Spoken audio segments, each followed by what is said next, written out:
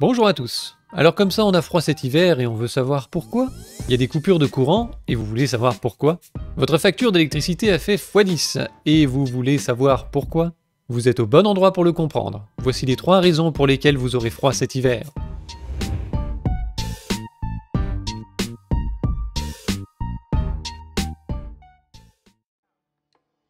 Ces 20 dernières années, l'Allemagne a entraîné toute l'Europe dans un projet de transition écologique douteux. Au début, il s'agissait de réduire les émissions de CO2 pour la production d'électricité en sortant des énergies fossiles, ce qui aurait fait la part belle au solaire, à l'éolien, à l'hydraulique et surtout au nucléaire. Or, le nucléaire n'a jamais été le point fort des Allemands et il avait plutôt mauvaise presse dans le pays. Par ailleurs, les vendeurs d'énergie fossile ne voulant pas être exclus du jeu ont tous activement milité pour la sortie du nucléaire et le développement rapide de l'éolien et du solaire, souvent par l'intermédiaire de quelques politiciens et d'associations écolos bien connues qui étaient déjà actives sur ces sujets. Car voyez-vous, si on se prive du nucléaire et qu'on maximise les ENR en même temps, il n'y a plus qu'une solution pour gérer l'intermittence de ces moyens de production: utiliser des énergies fossiles. Et parmi elles, celle qui génère le moins de CO2, c'est le gaz. Gazprom était donc de la partie et a arrosé de pognon un certain Gerhard Schröder, qui fera sortir l'Allemagne du nucléaire en 2001. Par la suite, Gerhard sera un fervent soutien du projet de gazoduc Nord Stream 1, dont il signera le lancement juste avant la fin de son mandat en 2005. Après ça, Gerhard a fait toute sa carrière chez Gazprom et ses filiales pour des salaires annuels à 6 chiffres. Et on trouve le même genre d'énergumène ailleurs en Europe, comme en Belgique par exemple. Christine van der Straten du Parti écologiste était associée à 50% d'un cabinet d'avocats dont l'un des gros clients n'était autre que Gazprom. Devenue ministre de l'énergie, Christine s'est employée à poursuivre le démantèlement intégral du parc nucléaire civil belge, en conformité avec la volonté farouche des écologistes depuis près de 20 ans.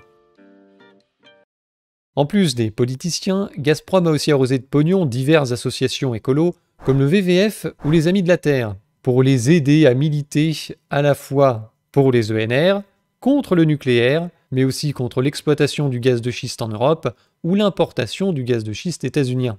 Bref, en fait, tout ce qui peut faire de l'ombre aux intérêts de Gazprom en Europe. Alors sans doute que d'un point de vue économique et écologique, il vaut mieux avoir du gaz russe que du gaz de schiste. Mais il faut aussi prendre en compte le risque que nos économies deviennent dépendantes du bon vouloir du gouvernement russe, surtout quand on a prévu d'aller chier dans son jardin. Ce risque de dépendance à la Russie ne date pas d'hier, et la formidable transition écolo-allemande basée sur le gaz et imitée dans toute l'UE n'a fait que l'augmenter. Le nucléaire est la forme d'électricité pour laquelle l'impact sur la balance commerciale est le plus faible. Alors c'est clair qu'on dépend des importations d'uranium, c'est tout à fait vrai. Mais ça représente cacahuètes dans le prix du kilowattheure final, ça peut se stocker pendant des années, donc pendant des années on a le temps de se retourner un peu. Si le Kazakhstan nous fait des misères, on ira voir le Canada, et si le Canada nous fait des misères, on ira voir l'Australie, et si l'Australie nous fait des misères, on ira voir le Niger. Bon, en quelques années on a le temps de se retourner. Avec le pétrole, on a 3 mois de stock, on a le temps de rien du tout. Et comme ça, et avec le gaz, c'est pareil. Vous l'avez constaté l'hiver dernier, il y a eu une tension sur le gaz à cause de la hausse de la consommation d'électricité et de chauffage. Les Russes et les Norvégiens, ils font de nous ce qu'ils veulent. Alors les Norvégiens sont sympathiques, les Russes, je ne sais pas ce que ça va donner dans le temps, mais on est comme ça avec les importations de gaz. L'Espagne, qui a dû doubler son parc éolien d'un parc de centrales à gaz à peu près de même puissance, qui aujourd'hui fait 2 kWh au gaz à cause de l'intermittence. Quand elle fait 1 kWh d'éolien, elle s'est mise comme ça avec des importations de gaz qui, dans la situation économique qu'elle connaît aujourd'hui, elle s'en serait probablement passée. Personne en Europe n'a voulu reconnaître ce risque de dépendance aux énergies russes. Quand Trump a signalé le problème en 2018 à la tribune de l'ONU, sans doute aussi parce qu'il voulait vendre son GNL, les représentants allemands ont rigolé. Germany will become totally dependent on Russian energy if it does not immediately change course. Here in the Western Hemisphere, we are committed to maintaining our independence from the encroachment of expansionist foreign powers.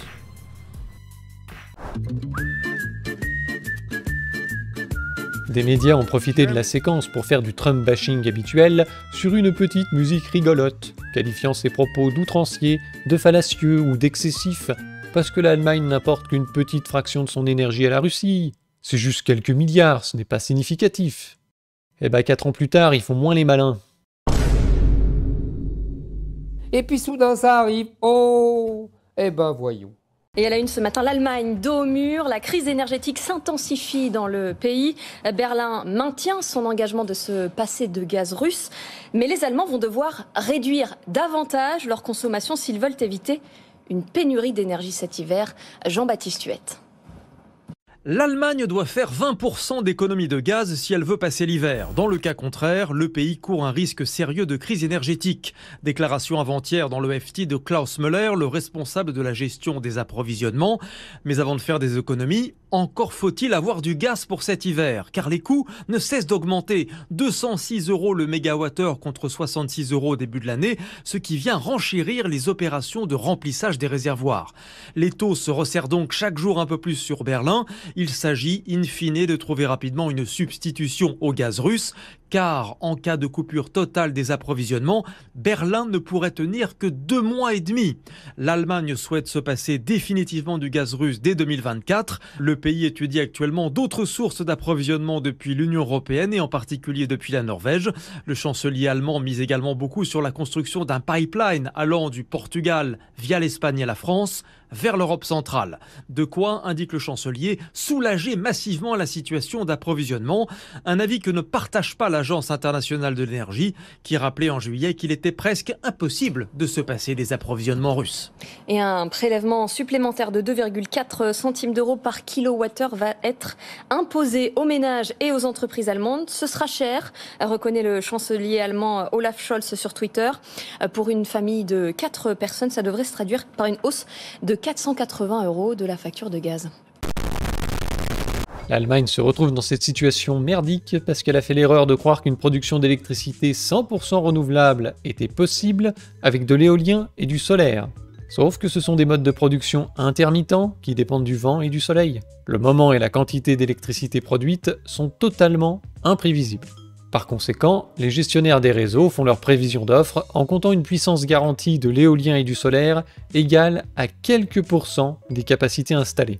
Ça veut dire que dans un système 100% ENR, la production peut tomber quasiment à zéro. Et si vous voulez quand même avoir de l'électricité dans ces moments, il vous faut un système pilotable capable d'assurer la totalité de la demande à tout moment. Autrement dit, il n'y a pas de transition écolo.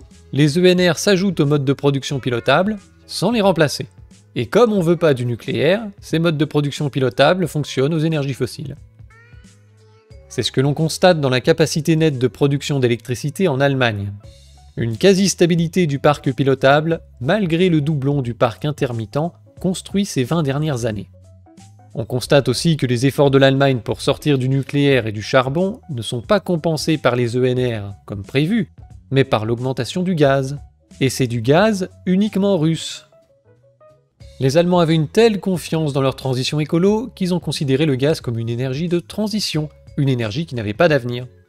Par conséquent, ils n'ont construit aucun terminal de déchargement pour le GNL, préférant le gaz russe moins cher, livré par gazoduc. Ils pensaient que ce n'était pas grave d'acheter beaucoup de gaz à la Russie, puisqu'au fil du développement des ENR, ils en auraient de moins en moins besoin, tout comme du charbon, tout comme du nucléaire. Grossière erreur. Monumentale erreur. Aujourd'hui, l'Allemagne est totalement coincée. Elle s'aperçoit qu'elle a dépensé des centaines de milliards d'euros pour installer des moyens de production décoratifs. C'est du luxe. C'est la définition du luxe. Quelque chose qui s'ajoute au nécessaire sans le remplacer et sur lequel on ne peut pas compter quand on en a besoin. Parce qu'un moyen de production pilotable comme le gaz ne peut être remplacé que par un autre moyen de production pilotable.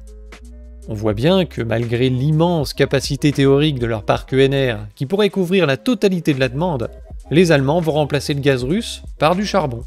S'ils en sont là, c'est d'abord parce qu'ils se sont complètement trompés sur les ENR, et on devrait peut-être en tirer quelques leçons. Et aussi parce que ces abrutis ont décidé de sortir du nucléaire avant de sortir du charbon.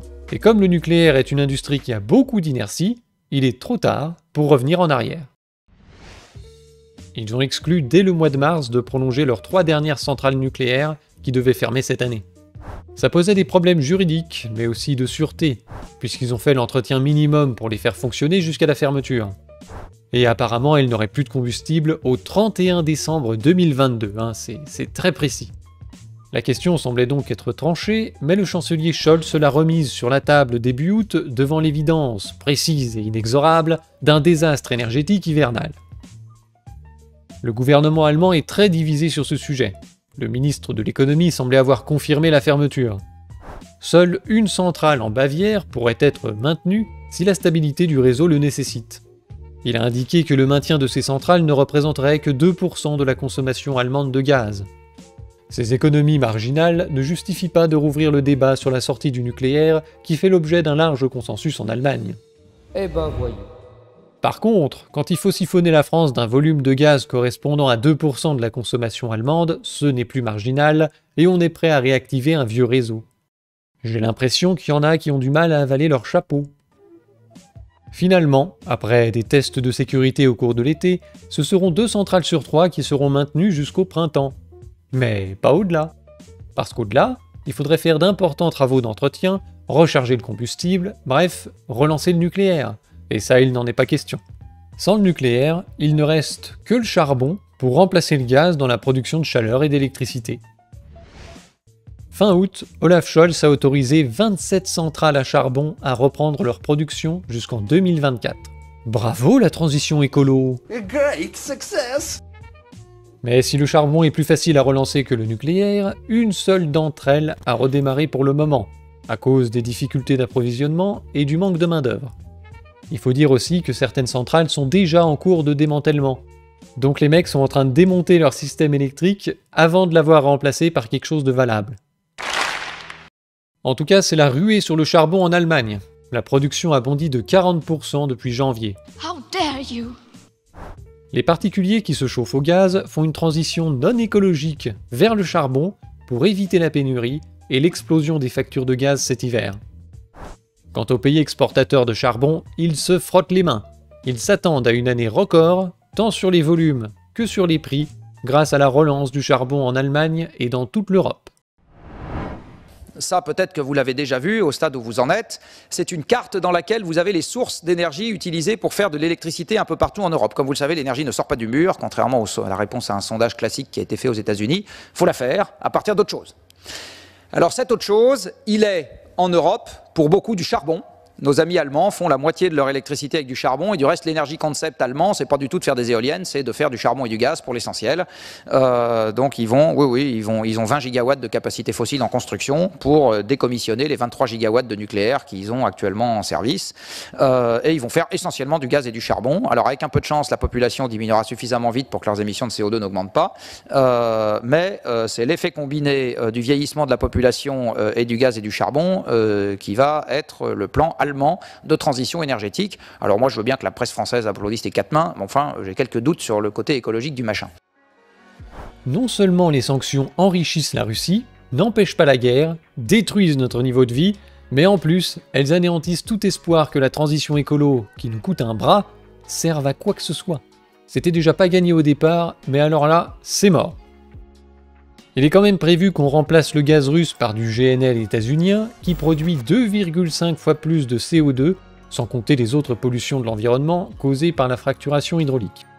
Et comme ça ne suffit pas, on relance des centrales à charbon, qui sont le mode de production d'électricité le plus polluant. Elles émettent 180 fois plus de CO2 que le nucléaire. Et leur fumée causerait le décès prématuré de 12 000 personnes chaque année en Europe. Alors en France aussi, on a le même problème qu'en Allemagne, mais en beaucoup moins pire, parce qu'on n'est pas allé aussi loin dans cette connerie de transition écologique.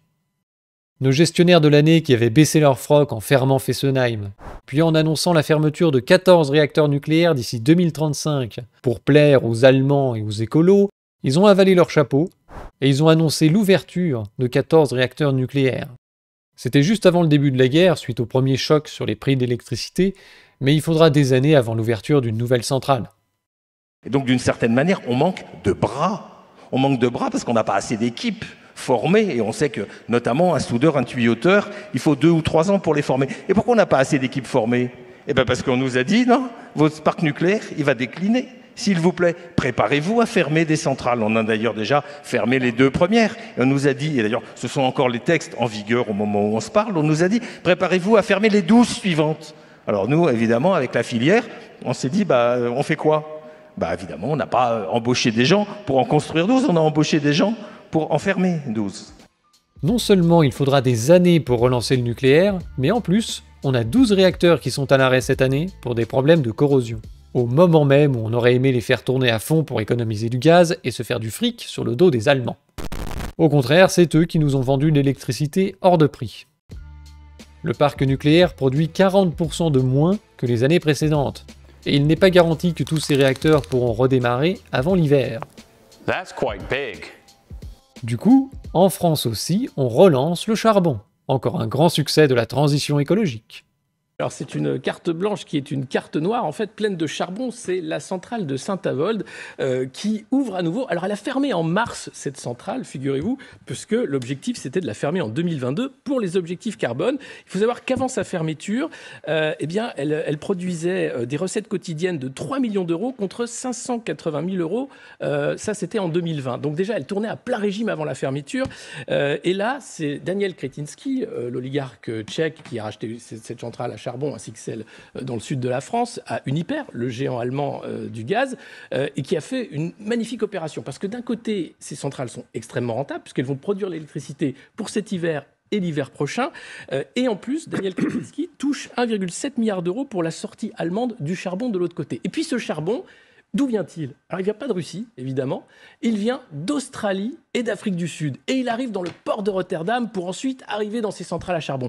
Alors là, sur les objectifs climatiques, vous faites ce que vous voulez, hein, c'est complètement dingue. C'est-à-dire que là, on a clairement quelque chose qui n'a plus rien à voir. Alors Agnès Pannier-Runacher sera invitée demain pour parler de couper le Wi-Fi, de fermer les portes des magasins climatisés. La réalité, c'est ça, c'est qu'on crame du charbon, qu'on n'a pas d'autre solution, parce que la moitié du parc nucléaire aujourd'hui est fermé parce qu'il y a des problèmes de corrosion et que derrière, on doit produire de l'électricité coûte que coûte, et le charbon, eh bien ça compte. Cela fait 5 mois que ce salarié n'avait pas mis les pieds dans cette salle de commande. Mais il n'a rien oublié de son fonctionnement. Et tant mieux, car le temps presse. La réouverture de cette centrale à charbon est prévue pour début octobre. C'est un défi, on veut absolument être là pour la sécurité d'approvisionnement et pour alimenter le Grand Est cet hiver. C'est un point d'honneur qu'on se met, ça grouille de monde, on a des chantiers partout. 600 000 tonnes de charbon seront nécessaires. Le charbon, il arrive aujourd'hui majoritairement de Colombie et d'Amérique. Et d'Afrique du Sud, on a un bateau qui est en train d'arriver. Donc sur les flux, forcément, comme beaucoup, 2 tiers du charbon européen venait de Russie. Donc on a dû réorienter nos flux. C'est des contraintes logistiques qui sont beaucoup plus importantes. Heureusement qu'on n'a pas fait une révision de la Constitution pour inscrire l'écocide, parce que sinon il faudrait poursuivre devant la justice pénale ce gouvernement. Ce serait un crime d'écocide.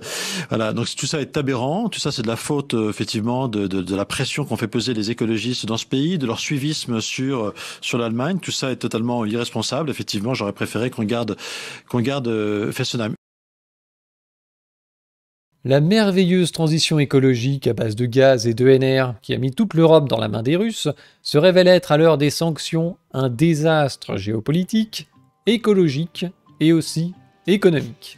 Maintenant que vous avez compris d'où viennent ces problèmes de quantité d'électricité disponible, on va s'intéresser à la hausse des coûts de production et à la hausse des prix de vente, qui ne sont pas forcément liés entre eux, ni liés à la rareté du produit.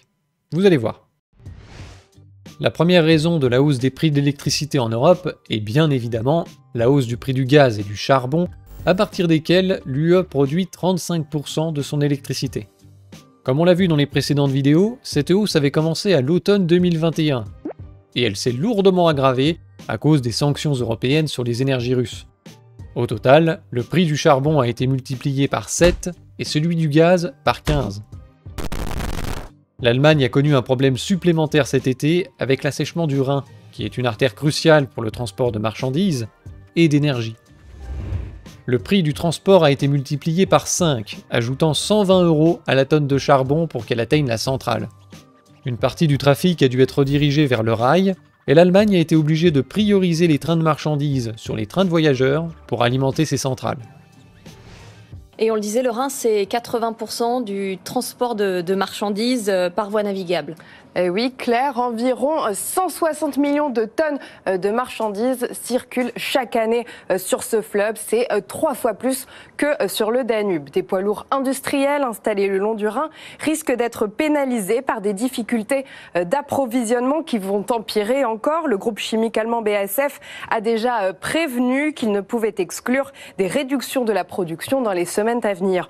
Autre inquiétude, le fleuve est clé pour l'approvisionnement des centrales électriques. Plusieurs charbons tentent déjà de faire livrer plus de charbon pour faire leur stock, mais 2 centrales ne peuvent déjà plus fonctionner à plein régime à cause des limitations de la livraison. Et ces perturbations, Laura, risquent de porter un coup dur à l'économie allemande et européenne. Les grandes entreprises ont déjà tiré la sonnette d'alarme. Selon des estimations, ces perturbations pourraient réduire de 0,5 points la croissance de l'Allemagne cette année. En octobre 2018, déjà, le Rhin avait atteint un seuil critique. La navigation avait même été arrêtée pendant 7 semaines à l'automne. Cette année-là, le PIB avait perdu 0,2 points car la production industrielle avait reculé de plus d'1 point. Seulement, cette fois-ci, les conséquences pourraient être plus graves car le Rhin s'assèche 2 mois plutôt qu'en 2018. Pour comprendre la hausse des coûts de production de l'électricité, il faut aussi prendre en compte les achats de carbone, dont le prix a été multiplié par 3 depuis 2019. Une centrale à charbon produisant 1 tonne de CO2 par mégawattheure, il faut ajouter une charge de 80 € par mégawattheure, rien que pour les droits à polluer. Le coût est tellement énorme que l'Allemagne a été obligée de discuter avec la Commission européenne pour obtenir le droit de soutenir son industrie. Une occasion de plus pour cette formidable aventure humaine de battre son précédent record de débilité. Et ça va devenir bizarre.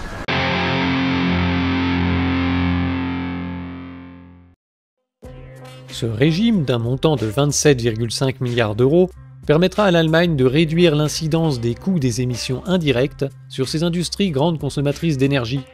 Et partant, le risque que ces entreprises délocalisent leur production vers des pays tiers aux politiques moins ambitieuses en matière de climat. Dans le même temps, la mesure facilitera une décarbonation rentable de l'économie allemande, conformément aux objectifs du Pacte vert, tout en limitant les éventuelles distorsions de concurrence. Pas mal, non? Je savais pas qu'on pouvait faire tenir autant de conneries dans un si petit paragraphe. Si je comprends bien, l'Allemagne émet tellement de CO2 que le simple paiement des crédits carbone détruit son industrie. Ils appellent ça une politique ambitieuse en matière de climat. Pour le problème des délocalisations, il suffirait de réguler et de taxer les importations en provenance des pays polluants. On appelle ça la taxe carbone. Mais là, on touche à la vache sacrée du libre-échange. Et enfin, je vois pas en quoi subventionner l'émission de CO2 faciliterait la décarbonation de l'économie. C'est même l'inverse. C'était pour inciter les entreprises à réduire leurs émissions qu'on a créé le marché des droits à polluer. Si c'est l'État qui paye à la place des entreprises, où est l'incitation?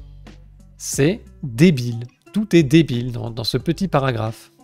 Donc la vraie raison derrière ces subventions, c'est pas la décarbonation, c'est pas la lutte contre les délocalisations, c'est aider l'Allemagne à tenir le choc face aux conséquences des sanctions européennes qui sont en train de couler le pays, en plus de fragmenter le marché commun. Parce que comme les pays ne sont pas confrontés aux mêmes problèmes au même moment, il leur faut des solutions personnalisées qui créent à chaque fois une nouvelle distorsion de concurrence, même s'ils prétendent les limiter. Aujourd'hui, certains ont accès au gaz russe et d'autres non.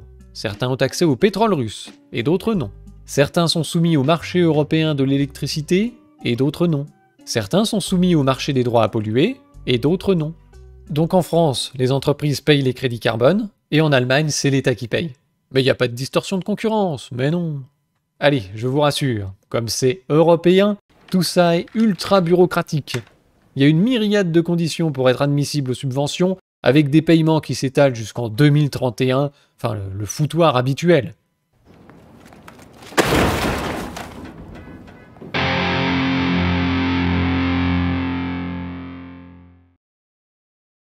À cause de tout ce merdier, le coût de production de l'électricité au charbon importé tourne autour de 250 € le mégawattheure. De son côté, le nucléaire n'étant impacté par aucun de ces problèmes, il continue d'avoir un coût de production autour de 40 € le mégawattheure. Oui, c'est la moitié du prix des crédits carbone sur le charbon, ouais. Alors l'Allemagne, qui se vante de sortir du nucléaire, est bien contente d'acheter de l'électricité nucléaire pas chère à l'Ukraine. 15 réacteurs produisent la moitié de l'électricité du pays et peuvent envoyer des surplus vers l'Europe maintenant que l'Ukraine a été connectée au réseau.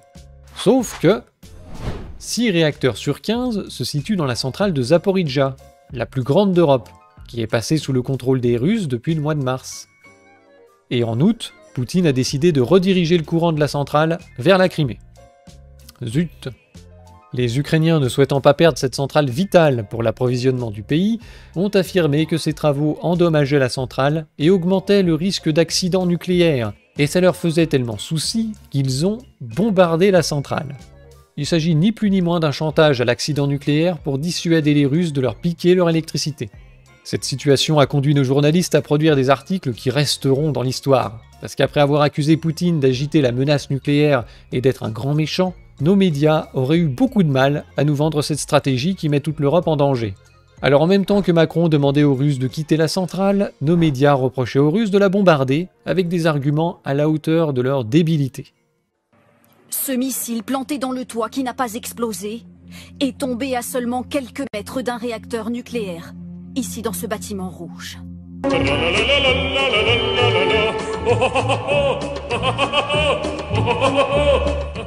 On a quand même essayé de nous convaincre que les Russes bombardaient une centrale nucléaire dont ils comptent utiliser le courant, qui héberge leurs propres soldats, qui est situé dans un territoire qu'ils contrôlent et qu'ils sont en train d'annexer.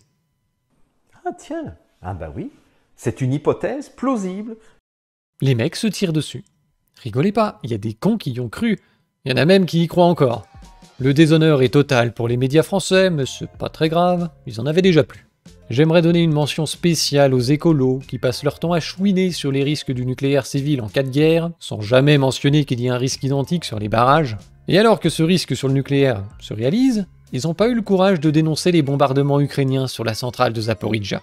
Donc le risque du nucléaire civil en cas de guerre passe après le respect du narratif otanien. On voit bien quelles sont vos priorités. En tout cas, l'Allemagne qui grappille le moindre kilowattheure en ce moment pour économiser son gaz devra faire l'impasse sur les excédents ukrainiens. La situation n'est pas très claire à la centrale, et même si les Russes semblent avoir renoncé à la déconnecter totalement de l'Ukraine, elle est loin de pouvoir produire ses 6000 MWh potentiels. Bien que la France bénéficie du coût de production stable et faible du nucléaire, nous sommes tout autant impactés que l'Allemagne par l'envolée des prix d'électricité, mais le problème vient plus des prix de vente que des prix de production. Alors certes, l'arrêt des 12 réacteurs à cause de la corrosion explique une partie de la hausse, mais le gros du problème vient de l'Union européenne et de son merveilleux marché de l'électricité qui favorise la spéculation. J'ai déjà expliqué en détail dans cette vidéo toute l'absurdité de ce soi-disant marché. Si vous n'êtes pas au courant, il est urgent d'aller voir ça, vous allez tomber de votre chaise. Pour faire un résumé rapide, l'Union européenne a forcé la France par idéologie à créer un marché soi-disant concurrentiel sur l'électricité. Il faut savoir que les fournisseurs d'électricité alternatifs, comme on dit chez nous, n'en produisent pas. Ce sont des services commerciaux et de spéculation. Ils commencent par recruter des clients qui demandent de l'électricité, puis ils vont à la bourse pour acheter des contrats de fournisseurs d'électricité à des producteurs. Et tout ça doit être à peu près équilibré. Je rentre pas trop dans le détail parce que c'est aussi complexe que les marchés financiers. Retenez simplement que c'est à cause de ce système de marché que les prix d'électricité sont indexés sur le gaz et sur le charbon. Tout simplement parce que c'est les dernières centrales qu'on allume pour gérer les pics de demande. C'est ce qu'on appelle le marché spot, au jour le jour. Et les prix sur ce marché influencent ensuite les prix sur une semaine, sur un mois, sur un an, etc. Cette conséquence est particulièrement stupide dans un pays comme la France qui produit 85% de son électricité avec du nucléaire et des barrages, qui sont extrêmement compétitifs. Mais le pire est ailleurs.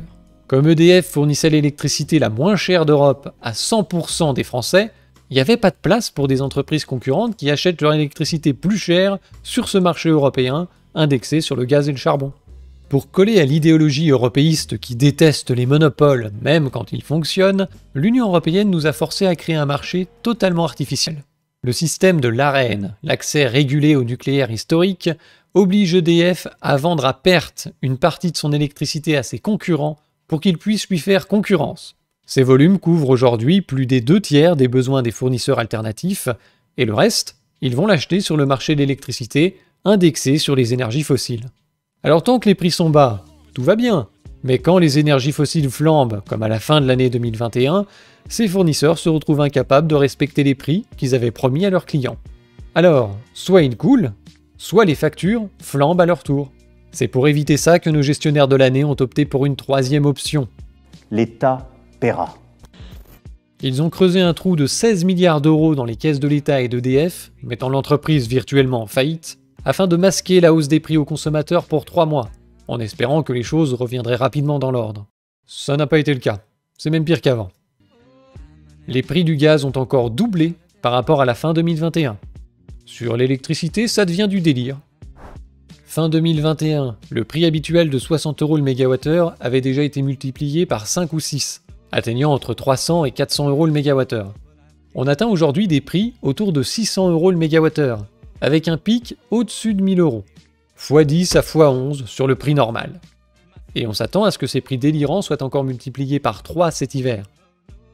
Je rappelle que la France produit 85% de son électricité avec du nucléaire et des barrages, dont le coût de production n'est pas du tout impacté par la flambée des énergies fossiles. Alors qu'il y ait une hausse à cause des 12 réacteurs à l'arrêt, à cause de la hausse du prix du gaz qu'on utilise quand même un petit peu, c'est une chose. Mais qu'est-ce qui peut bien justifier que le prix de l'électricité en France soit multiplié par 10 alors que la majorité des coûts de production n'ont pas changé? La spéculation du saint marché européen. Il y a des connards qui font des paris sur l'approvisionnement du gaz en Europe ou sur la relance des réacteurs en France. Ça ne nous aide pas à avoir plus d'électricité, juste à la payer plus cher. Les prix en Europe sont très hétérogènes. Les prix sont très bas en Espagne parce que l'Espagne a obtenu une dérogation. Formidable pour eux. Et donc aujourd'hui, ils sont décorrélés des prix mondiaux du gaz, des prix européens du gaz. Formidable pour eux, ils ont des prix de l'électricité qui ont à peine augmenté. Mais nous, on ne l'a pas obtenu. Et puis vous avez des pays où les prix sont plus bas qu'en France, comme l'Allemagne, comme la Grande-Bretagne aussi actuellement, ce qui n'était pas le cas précédemment. Puis vous avez des pays industriels où les prix sont plus élevés qu'en France, comme par exemple l'Italie. En Italie, les prix sont plus élevés qu'en France et presque tout le temps, nous continuons à exporter vers l'Italie. Donc il y a une situation qui est hétérogène. Et notre analyse, c'est qu'aujourd'hui, le problème des prix du gaz, le problème de la guerre en Ukraine, de la raréfaction du gaz russe, le problème de la compétition sur le gaz naturel liquéfié, parce qu'il y a la compétition entre l'Asie et l'Europe pour faire venir le gaz naturel liquéfié, ça explique environ 85% de la hausse des prix. C'est vrai que notre problème de corrosion sous contrainte explique une partie de la hausse des prix, du différentiel qu'il y a entre la France et certains, mais pas tous, ses voisins, et notamment, je cite le cas de l'Italie. On estime que c'est à peu près 15%, alors que précédemment, comme le disait très justement Agnès Pannier-Runacher, nous étions plutôt à l'équilibre avec l'Allemagne, et aujourd'hui il y a ce différentiel à cause du problème de corrosion. Soyez heureux d'avoir payé 16 milliards d'euros l'hiver dernier pour sauver des entreprises parasites qui continuent de nous sucer le sang. Car bien qu'EDF continue à leur fournir les 2/3 de leur électricité au prix de 42 € le mégawattheure, des fournisseurs profitent du contexte pour faire péter les factures de leurs clients qui ont eu la bonne idée de prendre un tarif libre, indexé sur le marché. Eux, ils bouffent en ce moment. Et même si vous avez un tarif régulé, il arrive qu'ils modifient les contrats sans rien demander pour augmenter les prix. Bonjour, votre grille de tarifs évolue. Pas à la baisse. Non. Si certains fournisseurs subissent effectivement la hausse des prix sur le marché, d'autres fournisseurs qui étaient mieux couverts profitent de la situation pour maximiser les profits. Normalement, l'avantage de l'Arenh doit être entièrement répercuté sur le consommateur. Dans les faits, c'est une vraie jungle. Interrogée à l'Assemblée sur ce sujet, la ministre Agnès Pannier-Runacher a été incapable de donner le moindre exemple d'un contrôle. Du coup, il y a des petits malins qui en profitent. Comme Mint Energy qui vire ses clients et les encourage à partir chez EDF pour faire des économies. Oh, ils s'embêtent pas, hein. Hop. Chez Total Energy, ils ont un service juridique un peu plus compétent, donc ils ne disent pas les choses aussi clairement. Ils font simplement des offres à leurs clients qu'ils ne peuvent pas accepter. Comme ce garagiste qui a reçu une nouvelle offre pour le renouvellement de son contrat à 3000 € le mégawattheure. Combien ? 40 fois le prix normal. Et quand on se plaint au téléphone, c'est plus cher. Monsieur, nous avons une nouvelle offre qui s'appelle Offre Horizon. Alors je vous arrête tout de suite, l'horizon c'est quand c'est dégagé, c'est quand c'est beau, quand c'est lointain, qu'on a de l'espoir. Là c'est plutôt un cul-de-sac, donc donnez-moi le tarif de votre offre, cul-de-sac. Et l'autre elle me dit, alors je tiens déjà à vous dire que l'abonnement vous pouvez l'avoir à moins 50%. Je dis, j'en ai à branler de l'abonnement, c'est 100 € par an, qu'est-ce que tu me fais chier avec ça? Je dis, je veux savoir combien je vais raquer à partir de janvier 2023. Et là elle me dit, 115 € le kilowattheure. Je dis, mais vous êtes folle? 115 € du kilowattheure, espèce de morue, ça veut dire que quand je vais payer une facture 859 kW, je vais payer une facture de 96 000 €. Et l'autre, elle me dit, mais qu'est-ce qui vous surprend? Oh, à quel moment tout le monde est devenu con comme ça? 3000 € le mégawattheure sur le contrat, 115 000 € quand tu les appelles, c'est pas une erreur. C'est un message subtil pour inviter les clients à aller se faire voir ailleurs. Tiens donc. C'est quand même assez rare de voir une entreprise commerciale expliquer à ses clients qu'ils font une mauvaise affaire et qu'ils devraient aller acheter chez les autres. Pourquoi ils font ça? Eh ben c'est simple, les mecs ils ont des quotas d'Arenh à 42 € le mégawattheure. Ils ont des contrats de fourniture d'électricité achetés quand c'était moins cher. Et si les clients dégagent, ils auront un excédent d'offres qu'ils pourront revendre à plein tarif sur le marché. Et voilà comment on gagne des millions sans fournir aucun service utile à la société. On devrait vous péter la gueule! Et attendez, c'est pas fini, parce que pour EDF, la situation est inversée. Comme elle reçoit de nouveaux clients, elle est obligée d'acheter des contrats de capacité hors de prix sur le marché. Et il arrive qu'elle rachète sa propre électricité 10 fois plus cher. Parce que c'est des contrats qu'elle a vendus à des concurrents, soit il y a longtemps, soit à des prix administrés à 42 € le mégawattheure dans le cadre de l'Arenh, et ces enculés lui revendent à prix de marché 400, 500, 600 € le mégawattheure. Ce n'est pas vraiment une bonne affaire. Et là, il faut féliciter nos gestionnaires de l'année, parce que les coûts de production d'EDF sont peut-être en légère hausse, mais le prix de vente de son produit a été multiplié par 10. Elle devrait faire des bénéfices immenses. Eh ben non, ils arrivent à couler la boîte, 2 fois, la même année. Devant l'ampleur de l'arnaque, Bruno a décidé de taper de ses petits poings sur la table pour demander aux fournisseurs alternatifs d'être gentils et d'arrêter d'entuber les Français. Je profite de votre question qui est essentielle pour dire que j'attends des énergéticiens qu'ils aient un comportement exemplaire vis-à-vis de leurs clients. Et nous les réunirons dans les prochains jours avec Agnès Pannier-Runacher parce que je vois trop d'entreprises qui me font remonter des propositions de tarifs qui restent tout simplement délirantes. Et quand je reçois des énergéticiens qui me disent dans mon bureau « Nous, on anticipe un prix de l'énergie à 200, 250 € le mégawatt », et qu'ensuite font des propositions de contrat à 400 ou 500 € le mégawatt à leurs clients, il y a un problème. Donc je souhaite que les énergéticiens soient exemplaires, je souhaite qu'ils soient solidaires de leurs clients, je souhaite que tout le tissu productif français soit solidaire.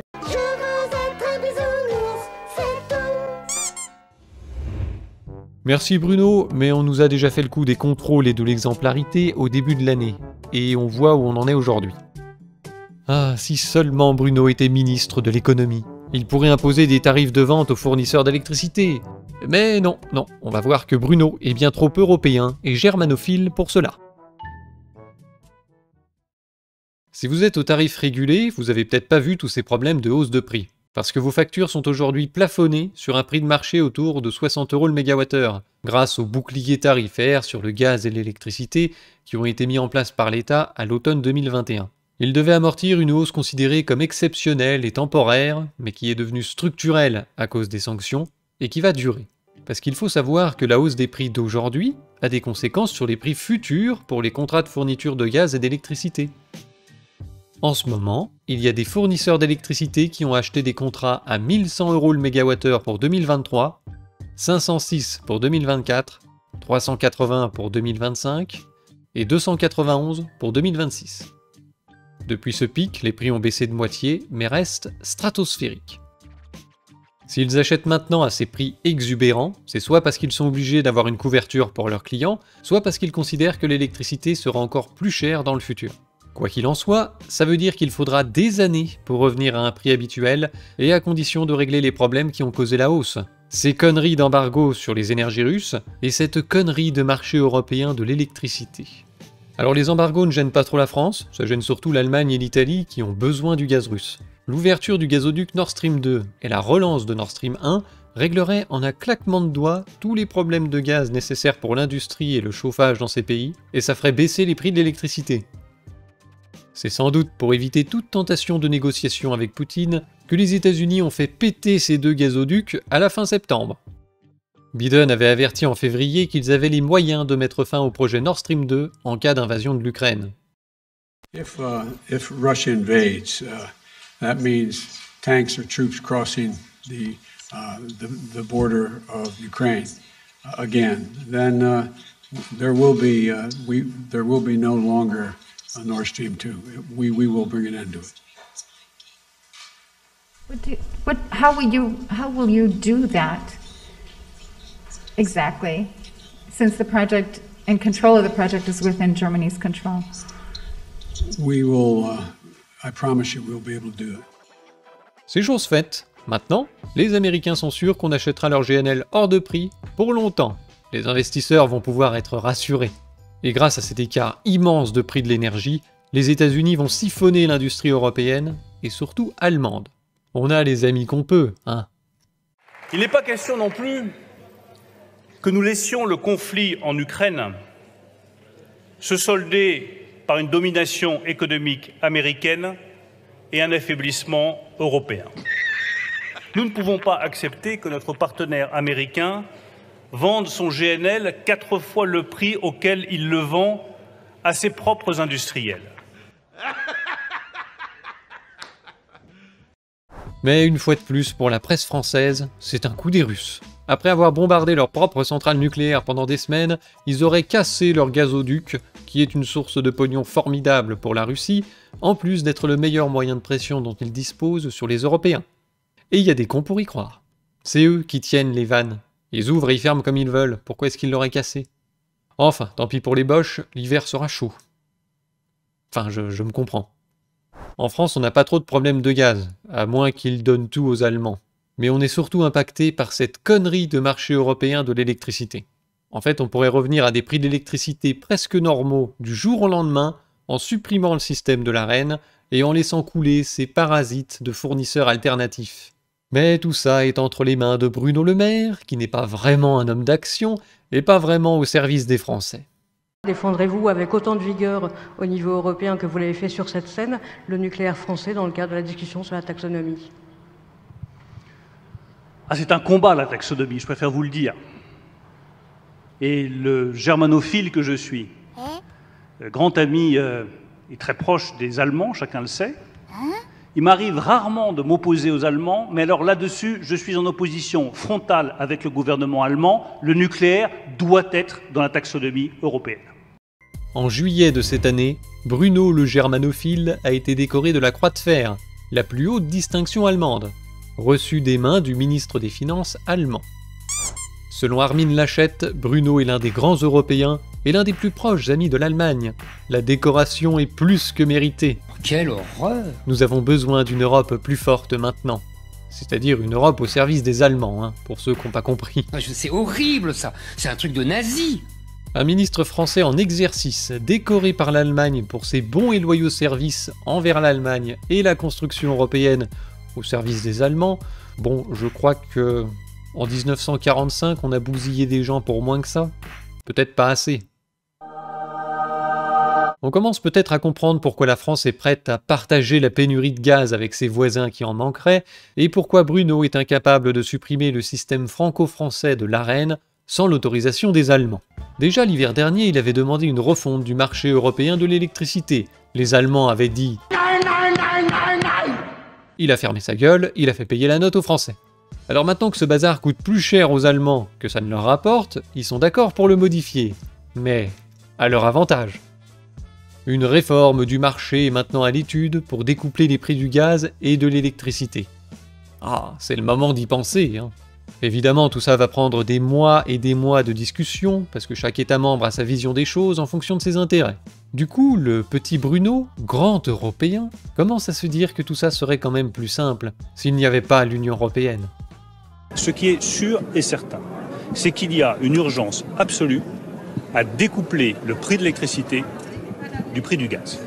Vous ne pouvez pas demander à nos amis espagnols d'investir massivement dans les énergies renouvelables pour avoir un coût de production des énergies renouvelables qui soit faible, et puis leur dire, au passage, le coût de production, ça ne va pas être le prix de référence. Le prix de référence des énergies renouvelables, ça va être le prix du gaz. Vous ne pouvez pas demander aux Français de financer 6 nouveaux réacteurs nucléaires pour avoir de l'énergie décarbonée, leur dire, au passage, votre électricité décarbonée, le prix, ça ne va pas être celui du coût de production en France, ça va être le prix du gaz. Donc ce découplage est une urgence absolue. Et je souhaiterais qu'avant même que la réforme soit mise en place, parce qu'une réforme législative de cette ampleur prendra plusieurs mois, voire plusieurs années, que nous puissions nous entendre entre pays européens pour opérer rapidement ce découplage, en dehors même de la réforme structurelle du marché européen de l'énergie. La réforme structurelle du marché européen de l'énergie prendra plusieurs mois, voire plusieurs années. Moi, je souhaite que le découplage entre prix du gaz et prix de l'électricité décarbonée soit beaucoup plus rapide que cela. Il est à 2 doigts du Frexit, le petit Bruno. Il nous fait du Mélenchon. Il veut désobéir à l'Union européenne et s'entendre sur ce sujet avec les États qui le veulent, c'est-à-dire ceux qui ont les mêmes intérêts que la France. Mais ça n'a pas duré. Il faut pas oublier que Bruno est le caniche de Macron, qui est lui-même le larbin des Allemands. Enfin, nous sommes tous une belle et grande famille européenne, bien entendu. D'abord, je ne suis pas face à Berlin. Je suis avec Berlin. Qu'on le veuille ou non. Parce que notre destin est là. Nous avons des différences, nous aurons des désaccords, mais je ne vais pas dire aujourd'hui aux Françaises et aux Français que je vais défendre leurs intérêts face à Berlin. Non. L'Europe, c'est une construction, la nôtre. Nous avons souverainement décidé de faire l'Europe. Nous avons décidé de faire l'Europe pour notre paix, notre prospérité, notre liberté. Quelle perte de temps, quelle perte d'énergie. Alors la réforme du marché de l'électricité est toujours en discussion, mais aux dernières nouvelles, la Commission européenne a proposé une solution qui correspond totalement aux intérêts des Allemands. Ça va permettre de calmer la spéculation sur les prix d'électricité, sans remettre en cause le système actuel, et sans permettre à la France de retrouver son avantage compétitif, parce qu'il serait énorme dans le contexte actuel. Déjà que les Allemands se font bouffer par les Américains, si les Français s'y mettent, c'est compliqué. Ce serait un coup de pouce gigantesque pour la réindustrialisation du pays. Mais non. Non, à la place, on aura une solution européenne. De la merde, donc.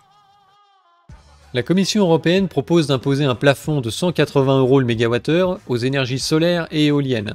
Elle propose en outre d'appliquer une limite sur la biomasse, le nucléaire, le lignite et certaines centrales hydroélectriques. Ces mesures devraient permettre de réaliser plus de 140 milliards d'euros d'économies, ce qui contribuera à réduire les factures énergétiques des consommateurs. Si j'ai bien compris, les contrats de gros qui fournissent la base du système électrique seraient plafonnés à 180 € le mégawattheure. Sauf pour le gaz, évidemment, et les prix resteraient libres sur le marché spot pour gérer les variations au jour le jour. Un compromis qui correspond parfaitement au coût et au fonctionnement du système productif allemand et qui empêche les Français de bénéficier d'une électricité 3 fois moins chère qu'en Allemagne, c'est-à-dire 3 fois moins cher que ce plafond de 180 € le mégawattheure. Où va passer la différence ? Eh ben dans la poche des fournisseurs alternatifs qui vont continuer à nous vampiriser en achetant l'électricité à prix administré de 42 € le mégawattheure pour la revendre à prix administré de 180 €. 428% de marge commerciale sans rien foutre. Les dropshippers sur AliExpress, c'est quand même des petits joueurs à côté. En attendant cette merveilleuse réforme du marché européen qui ne réglera rien, les particuliers restent protégés des hausses de prix par les boucliers tarifaires qui sont toujours en place, creusant chaque mois un déficit dans les caisses de l'État qui se chiffre en dizaines de milliards d'euros.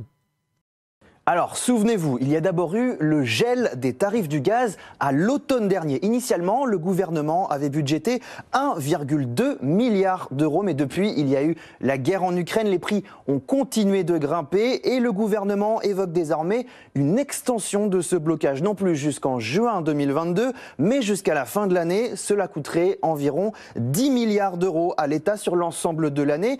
Il y a eu ensuite, souvenez-vous, le plafonnement des tarifs réglementés de l'électricité, les fameux TRV, des tarifs qui sont recalculés tous les 6 mois en fonction notamment de l'évolution des cours. En février dernier, le gouvernement a donc limité la hausse de ces prix à 4% au lieu de 40%. Cette intervention, elle coûte pour l'heure 8 milliards d'euros aux finances publiques. Mais là encore, si le gouvernement décide de proroger ce plafonnement en août prochain, la facture, elle va évidemment significativement grimper. Bien sûr, tout ça, ce sont des estimations complexes qui dépendent des cours du gaz et de l'électricité et qui peuvent donc évoluer dans le temps. Mais si on ajoute l'indemnité inflation, environ 4 milliards d'euros, la ristourne de 15 centimes par litre de carburant, environ 2,8 milliards d'euros, on arrive à une facture totale de 25 à 26 milliards d'euros. Ça, c'était les estimations de Bruno Le Maire, le ministre de l'économie, à la mi-mars. La proposition d'Emmanuel Macron d'installer ce bouclier tarifaire dans la durée, elle relèverait certainement la note à minima de plusieurs milliards d'euros. Il faut bien comprendre que tout ça ne va pas durer encore très longtemps. D'une manière ou d'une autre, le prix indiqué sur vos factures rejoindra les prix de marché. Et il faudra aussi payer tout ce que vous n'aviez pas payé jusque-là et qui a fait péter l'endettement de l'État. Préparez-vous, mesdames, messieurs, à payer le prix de la bêtise de nos gestionnaires de l'année et le prix de leur soumission aux intérêts américains. Eux, ils appellent ça le prix de la liberté. Je pense aussi à notre Europe et à notre France.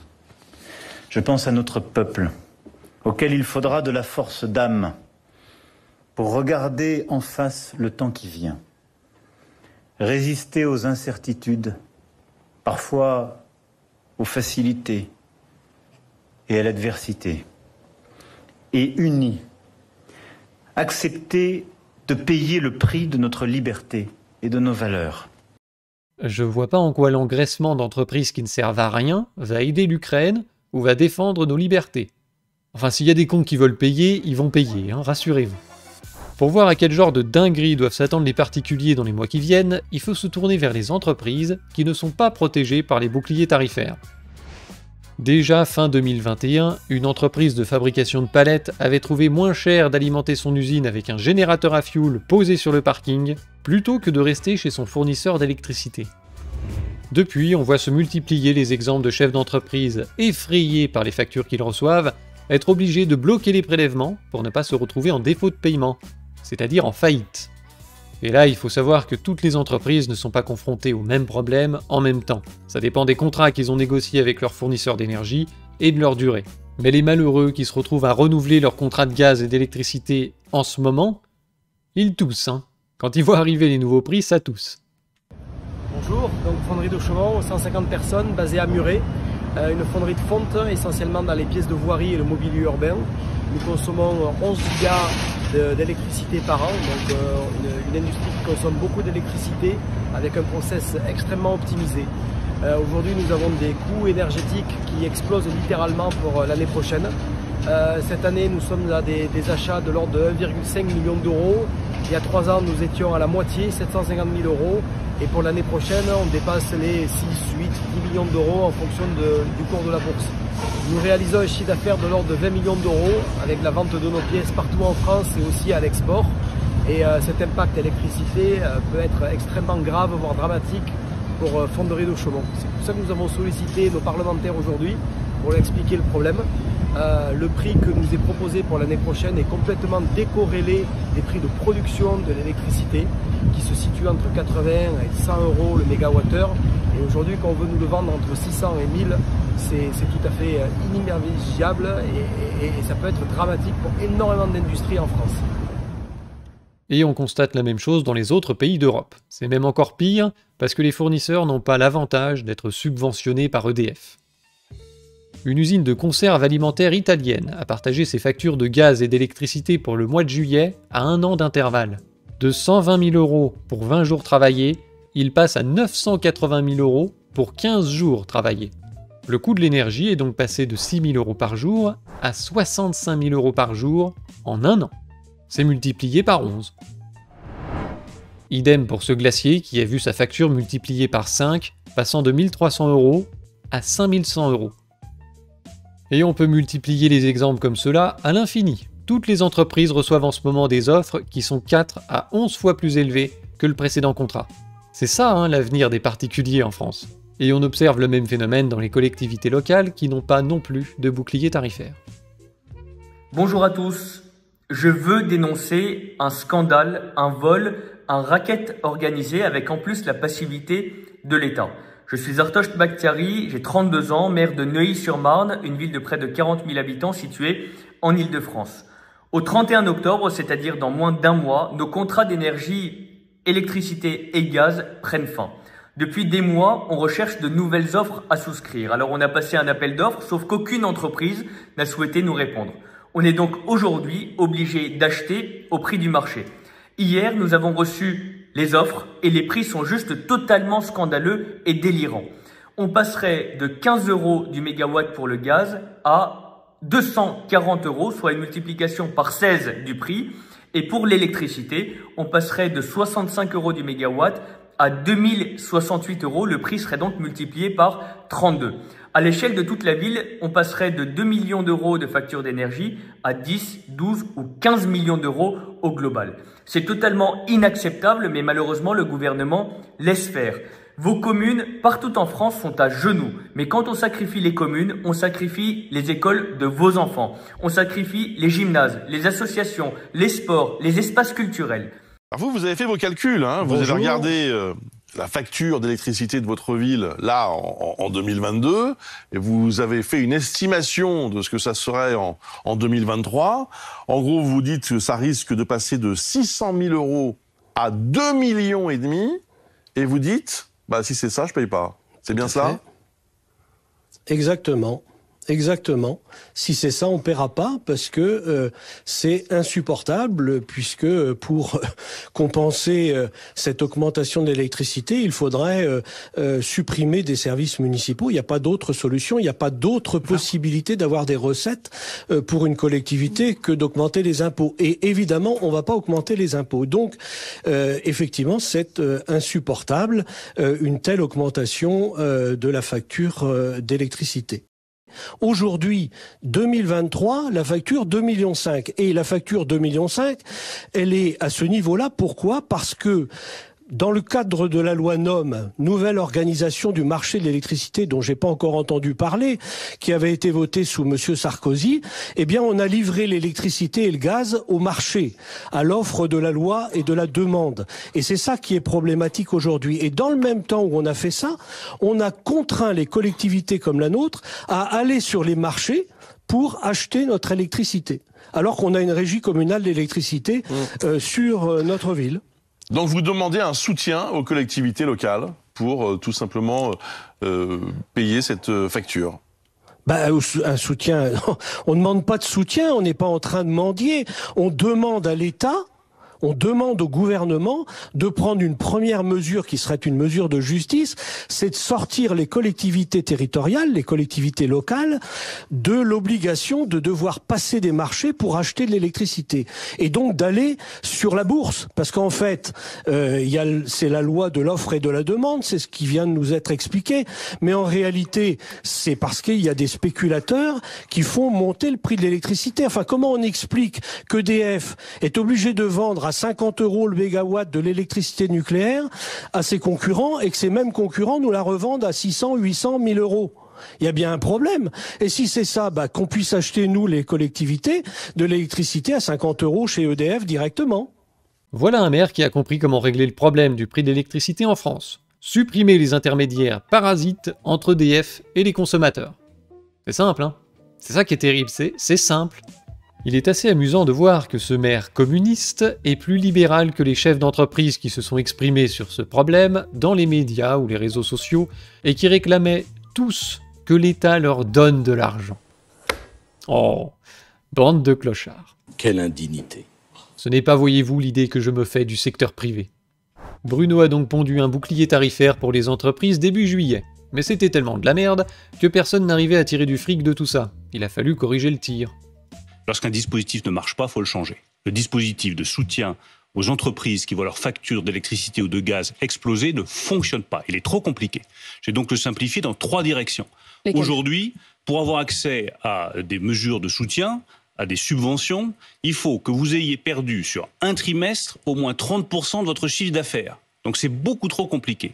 Désormais, toute entreprise, TPE, PME, commerçant qui perd de l'argent à cause de l'augmentation du prix du gaz ou de l'électricité, va sur le site de la Direction générale des finances publiques, dit j'ai perdu de l'argent, même si c'est sur un mois, et il sera compensé financièrement pour qu'il puisse passer cette période difficile. Toute entreprise, dès le premier euro. Toute entreprise, dès le premier euro, qui perd de l'argent sur un mois, peut aller sur le site de la Direction générale des finances publiques et dire « j'arrive plus à payer ma facture d'électricité ou ma facture de gaz, donc j'ai besoin d'une compensation, d'une aide financière de l'État. Il recevra une aide financière de l'État. La seule condition, c'est qu'il faut que l'énergie ou le gaz représente 3% de votre chiffre d'affaires. Pour le reste, il suffit que vous ayez perdu de l'argent sur un mois. Donc ce sont quand même des entreprises qui consomment beaucoup d'énergie. Il faut que ce soit des entreprises qui sont fortement consommatrices d'énergie. C'est elles qui sont les plus touchées. Mais vous voyez que nous simplifions drastiquement. Je pense par exemple aux boulangers. Il y en a de nombreux qui nous appellent sur RMC et qui nous disent qu'ils vont être obligés d'augmenter le prix du pain pour compenser le coût de l'énergie de leur four. Eux ont la possibilité d'augmenter de manière modérée leur prix. Les entreprises donc, eux ne seront pas aidés, par exemple. Si ça représente moins de 3% de leur chiffre d'affaires, ils ne sont pas aidés. On vise spécifiquement, ça s'appelle un dispositif ciblé, les entreprises qui consomment beaucoup d'énergie. Je rajoute 2 points qui sont importants. Le premier, c'est que toutes les entreprises qui en juillet, en août ont été un peu découragées en disant on est allé s'inscrire, on a vu que le dispositif était trop compliqué, on a renoncé. Revenez vous inscrire en septembre, faites la demande, y compris si vous avez perdu de l'argent en juin, en juillet ou en août, y compris a posteriori, nous vous compenseront financièrement. Et la deuxième chose très importante, c'est que le mécanisme restera ouvert jusqu'à fin décembre 2022, alors qu'il devait finir en août, et nous allons évidemment travailler pour qu'il puisse se poursuivre en 2023. Alors non seulement le MEDEF est un gang d'assistés qui baignent dans l'argent public, mais ce sont aussi des ingrats qui ont osé critiquer l'augmentation des dépenses publiques à l'occasion des discussions sur le budget 2023. Votre ton est menaçant ce matin pour les entreprises et le MEDEF. Vous êtes en colère, honnêtement, ça vous a mis en colère toutes les... Je ne suis pas un homme de colère. Vous me l'avez dit avant de rentrer, vous m'avez dit je suis en colère, ça m'a énervé. Je ne suis pas un homme de colère. Oui, mais je suis colère froide. Non, je ne suis pas un homme de colère, je suis un homme de cohérence. Et je vais vous dire, dans toutes les critiques que j'entends, ce sont les mêmes qui vous disent qu'il faudrait réduire plus les déficits et plus les dettes, et qui font assaut de propositions en matière de nouvelles dépenses publiques. Ils me disent, mais vous dépensez trop, mais il faut mieux protéger les collectivités locales. Vous dépensez trop, mais il faudrait un bouclier tarifaire pour toutes les entreprises. Ah, mais il n'y a pas d'incohérence, mon petit Bruno. Le MEDEF déteste la dépense publique, sauf quand ça finit dans sa poche. Oh, mais qui voilà donc? C'est l'idole des vieux, le Mozart de la finance. Nous sommes sauvés. Les fournisseurs d'électricité le détestent, car lui, il a la solution pour protéger les Français de leurs abus. En ce moment, parfois, quand vous êtes une petite et moyenne entreprise, une collectivité locale, un bailleur social, on vous propose des prix de l'électricité pour renégocier vos contrats à des prix fous. Ne les signez pas aujourd'hui. Et qu'est-ce qui se passerait si on refusait de signer ces offres totalement délirantes?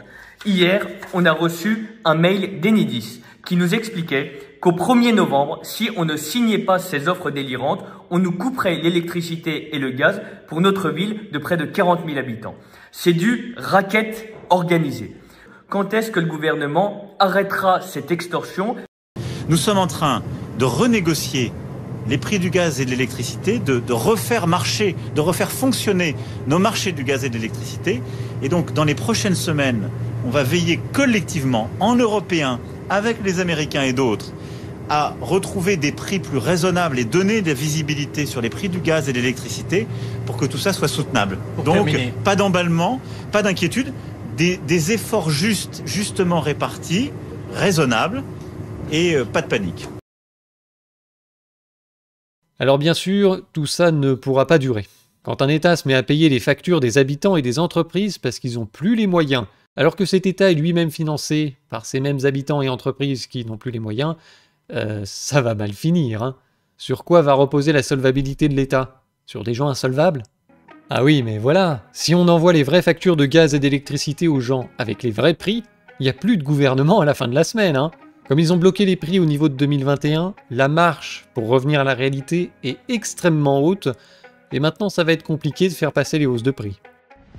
Ils sont en train d'en faire l'amère expérience au Royaume-Uni. Un relèvement du plafond des prix du gaz et de l'électricité pour les particuliers avait entraîné une hausse de 54% des prix en avril. Une nouvelle hausse de 78% est prévue pour le 1er octobre. Mais les impayés ont déjà triplé, et un mouvement populaire baptisé Don't Pay, regroupant plus de 200 000 personnes maintenant, appelle à ne pas payer les factures à partir d'octobre, tant que les prix ne seront pas revenus à un niveau abordable. Un mouvement similaire a lieu en Italie, où les particuliers n'ont plus les moyens de payer leurs factures. Donc, on fait comme en France, et on sort la planche à billets pour payer les hausses de prix à la place des consommateurs. Le Royaume-Uni a annoncé un plan de 150 milliards de livres pour empêcher le doublement du montant moyen des factures payées par les particuliers. Et ce, pour les 2 prochaines années. Au-delà, prions pour que le problème ait disparu, parce que la Banque centrale est déjà obligée d'activer la planche à billets pour empêcher le naufrage de la dette britannique. Et en France, nos gestionnaires de l'année font exactement la même chose avec les boucliers tarifaires. Déjà, début 2022, ils ont limité à 4% la hausse du prix d'électricité, au lieu de 44%. Pour 2023, la hausse du gaz et de l'électricité sera limitée à 15%, au lieu de 135%. Je n'invente rien, c'est ce qu'on déduit en lisant le site officiel de l'administration française. Le gouvernement vient d'annoncer la prolongation et les nouvelles dispositions du bouclier tarifaire sur les prix de l'énergie. La hausse des tarifs du gaz et de l'électricité sera limitée à 15%. Ce qui représente une augmentation moyenne des factures de l'ordre de 25 € par mois pour les ménages qui se chauffent au gaz. L'augmentation serait d'environ 200 € par mois sans bouclier tarifaire. Ça représente une augmentation moyenne de l'ordre de 20 € par mois pour les ménages se chauffant à l'électricité, au lieu de 180 € sans bouclier tarifaire. Alors, comme je suis malin, j'ai fait un petit produit en croix, et si 15% d'augmentation correspond à 20 € par mois en plus, j'en déduis qu'ils partent d'une facture moyenne de 133,33 €. Et ensuite, ils nous disent que cette facture aurait augmenté de 180 € par mois sans le bouclier tarifaire. Ça fait 135% d'augmentation, donnant une facture moyenne de 313,33 € par mois, 3800 € par an. C'est pas gratuit, non, mais bon, au moins on n'est pas en Belgique. Oui, parce qu'en Belgique, ils ont fait fort, ils sont sortis du charbon, ils sont en train de sortir du nucléaire, et ils le remplacent par rien. Ils vont se cailler le cul pendant 10 ans. Ah bah écoutez, je pense que c'est pire, effectivement l'hiver sera rude et les signaux d'alerte proviennent d'un petit peu partout, de différents niveaux. Un expert ici tout d'abord en énergie prévient les prix du gaz vont atteindre de nouveaux records. Résultat, eh bien la facture pour une famille moyenne ici en Belgique pour se chauffer pour le gaz et pour l'électricité pourrait être comprise entre 7 et 10 000 € par an. 7 à 10 000 € par an pour se chauffer. C'est ici aussi x3 certainement par rapport à il y a un an. Tout cela avec une inflation qui est plus importante encore qu'en France. On est à 10,5 d'inflation ici en Belgique. Vous l'avez compris, la hausse des prix est au cœur des préoccupations ici, des craintes également en Belgique, à un point tel, et bien un petit peu comme Emmanuel Macron qui a parlé de fin de l'abondance, le Premier ministre belge ici a parlé, Alexander De Croo, de 5 à 10 hivers qui seraient très difficiles, 5 à 10 ans, évidemment c'est très vague, mais ça donne un petit peu le ton ici en Belgique de la crainte face au prix de l'énergie. Voilà, mesdames, messieurs, pourquoi vous avez froid cet hiver, pourquoi il y a des coupures d'électricité et pourquoi les factures ont explosé. Même si c'est l'État qui paye en ce moment, vous payerez à la fin sous la forme d'austérité ou d'effondrement de la monnaie. On a abordé un tas de sujets différents dans cette vidéo, mais vous voyez bien qu'ils sont tous liés entre eux et répondent finalement à ces 3 questions. Alors comme c'était pas forcément facile à suivre, je vais vous faire un résumé pour être sûr que tout le monde ait bien compris. Pour commencer, la formidable transition écolo basée sur les ENR et le gaz a réduit nos capacités de production. Ces dernières années, on a progressivement fermé des moyens de production efficaces et pilotables en pensant les remplacer par de l'éolien et du solaire, dont la production est variable et intermittente. C'était une erreur. C'est à cause de cette erreur que le gaz, considéré comme une énergie de transition, est devenu une énergie essentielle dans le système de production d'électricité, créant une dépendance à la Russie que l'on a préféré ignorer parce que nous sommes de grands stratèges militaires. Comme on l'a vu dans les 2 précédentes vidéos, c'est seulement après avoir pris les embargos que nos gestionnaires de l'année se sont rendus compte que l'on ne pouvait pas se passer des énergies russes. Alors, le charbon, on peut, si on est prêt à payer 7 à 10 fois plus cher pour les importations. Mais sur le gaz et le pétrole, c'est même pas une question de prix. On n'a ni les moyens techniques, ni les fournisseurs pour remplacer la Russie. Tout ce qu'on a réussi à faire, c'est payer plus cher. Alors déjà qu'on avait réduit le gras des capacités de production d'électricité avec la transition écolo, le choc des embargos les font passer en dessous du niveau de la demande, en plus de faire flamber les coûts de production. Et quand vous couplez cette crise de l'énergie à un marché d'électricité débile, ultra sensible à la spéculation, vous vous retrouvez avec des prix de vente démultipliés pour le consommateur, ce qui aggrave la situation. Ça a un effet procyclique sur les emmerdes. The bills you have shown to us. Yes, in French you would say ils sont insupportables. This is right. But you know what? Send those bills to Moscow. That's where they belong to. That's where the source is. La transition écolo, les embargos, l'organisation du marché de l'électricité européen, c'est la faute à Moscou. Ok, admettons, mais du coup, pourquoi on vous paye si c'est Poutine qui gère la production d'électricité en Europe? S'il est responsable de tout, vous servez à quoi? Quel aveu quand même, hein. Ces gens sont totalement irresponsables. Ils prennent des décisions débiles, puis ils accusent les autres d'être responsables des mauvaises conséquences, et ça les dispense de changer de politique, puisque c'est pas de leur faute. Alors on continue la transition écolo débile, éolienne, solaire plus gaz, qui finit dans le charbon. Great success. On continue d'inciter les gens à acheter des bagnoles électriques, alors que le prix de l'électricité flambe, qu'on n'en a pas assez, et que celle qu'on produit a un bilan carbone qui fait pleurer Greta. How dare you? Et puis bien sûr, on reste dans ce merveilleux marché européen de l'électricité, tout en jalousant les Espagnols et les Portugais, qui ont obtenu une exemption à participer à cette formidable aventure humaine de pillage et de parasitisme, ce qui leur permet d'avoir des prix de marché de l'électricité 3 à 4 fois inférieurs au reste de l'Europe. Si encore la conséquence la plus grave de tout ça était de mettre un pull à col roulé et d'étendre son linge à la main plutôt que d'utiliser son séchoir, on pourrait rigoler. Mais on verra dans la prochaine et dernière vidéo de cette série que ce merdier va entraîner l'effondrement économique de l'Union européenne avec une efficacité redoutable. Je vous remercie d'avoir suivi cette vidéo jusqu'au bout, n'hésitez pas à la partager et à vous abonner pour ne pas rater la suite. Je vous rappelle que vous pouvez soutenir mon travail via Tipeee ou en faisant un tour sur notre glorieuse boutique zoneartisanale.com. Sur ce, à la prochaine.